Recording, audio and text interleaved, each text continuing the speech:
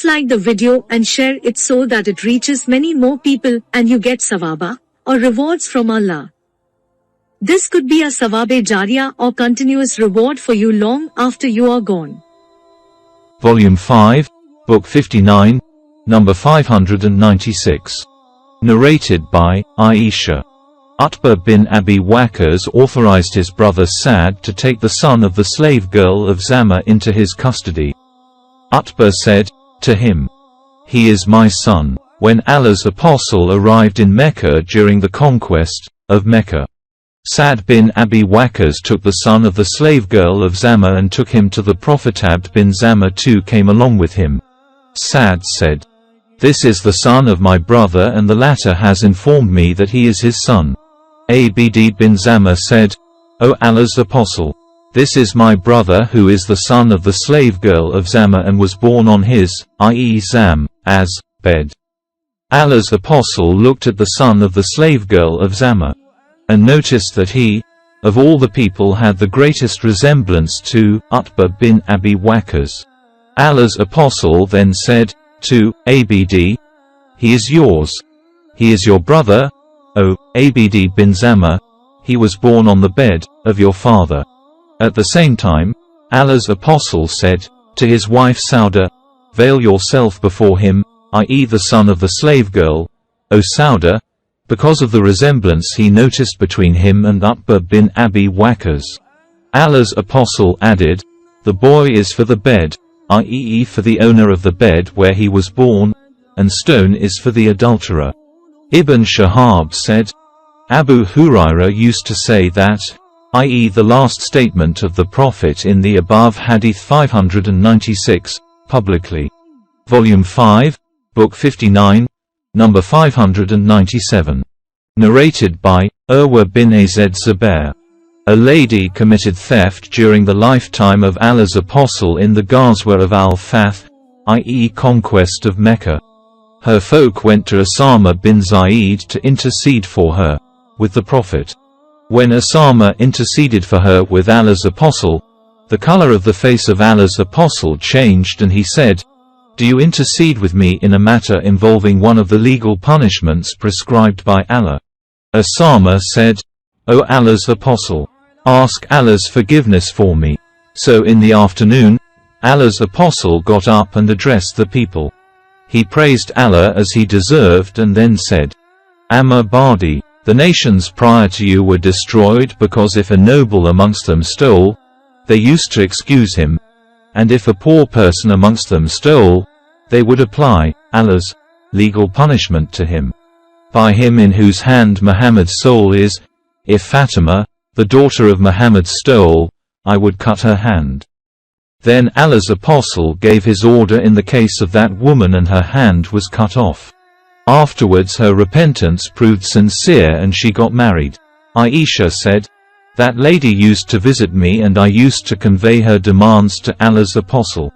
Volume 5, Book 59, number 598. Narrated by Mujashi. I took my brother to the Prophet after the conquest of Mecca, and said, "O Allah's apostle, I have come to you with my brother so that you may take a pledge of allegiance from him for migration." The Prophet said, "The people of migration, i.e. those who migrated to Medina before the conquest, enjoyed the privileges of migration, i.e. there is no need for migration anymore." I said to the Prophet, "For what will you take his pledge of allegiance?" The Prophet said, "I will take his pledge of allegiance for Islam, belief, and for jihad, i.e. fighting in Allah's cause." Volume 5, Book 59, number 599. Narrated by Mujashi bin Masud.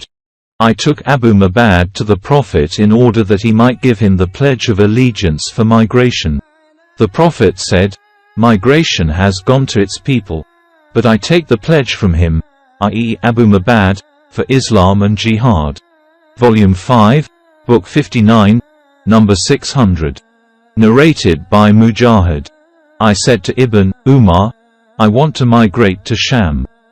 He said, "There is no migration, but jihad, for Allah's cause. Go and offer yourself for jihad."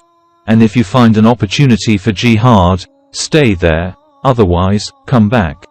In another narration, Ibn Umar said, "There is no migration today or after Allah's apostle," and completed his statement as above.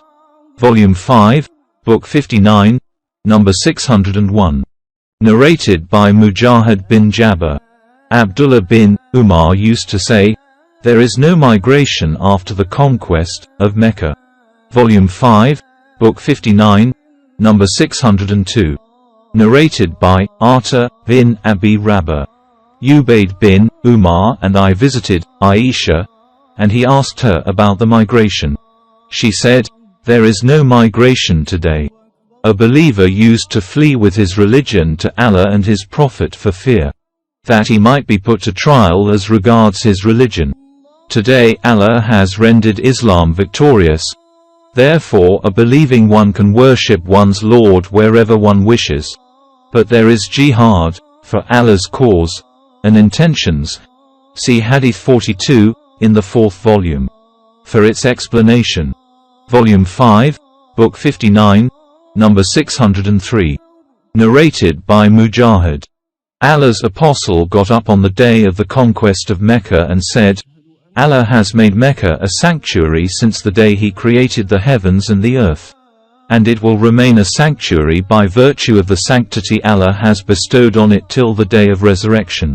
It, i.e. fighting in it, was not made lawful to anyone before me, nor will it be made lawful to anyone after me, and it was not made lawful for me except for a short period of time. Its game should not be chased, nor should its trees be cut, nor its vegetation or grass uprooted, not its lucata, i.e. most things, picked up except by one who makes a public announcement about it." Al-Abbas bin Abdul Muttalib said, "Except the idkir, O Allah's apostle, as it is indispensable for blacksmiths and houses." On that, the Prophet kept quiet and then said, "Except the idkir as it is lawful to cut."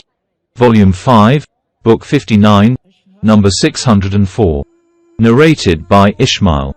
I saw a healed scar of blow over the hand of Ibn Abi Awfa, who said, "I received that blow in the battle of Hunain in the company of the Prophet." I said, "Did you take part in the battle of Hunain?" He replied, "Yes, and in other battles before it." Volume 5, Book 59, number 605. Narrated by Abu Ishaq. I heard Al-Bara narrating when a man came and said to him, "O Abu Umara, did you flee on the day of the battle of Hunain?" Al-Bara replied, "I testify that the Prophet did not flee. But the hasty people hurried away and the people of Hawazin threw arrows at them. At that time, Abu Sufyan bin al-Harith was holding the white mule of the Prophet by the head. And the Prophet was saying, 'I am the Prophet undoubtedly. I am the son of Abdul Muttalib.'" Volume 5, Book 59, number 606. Narrated by Abu Ishaq. Al-Bara was asked while I was listening, "Did you flee before the enemy along with the Prophet on the day of the Battle of Hunain?" He replied, "As for the Prophet, he did not flee. The enemy were good archers and the Prophet was saying, 'I am the Prophet undoubtedly. I am the son of Abdul Muttalib.'" Volume 5, Book 59, number 607. Narrated by Abu Ishaq.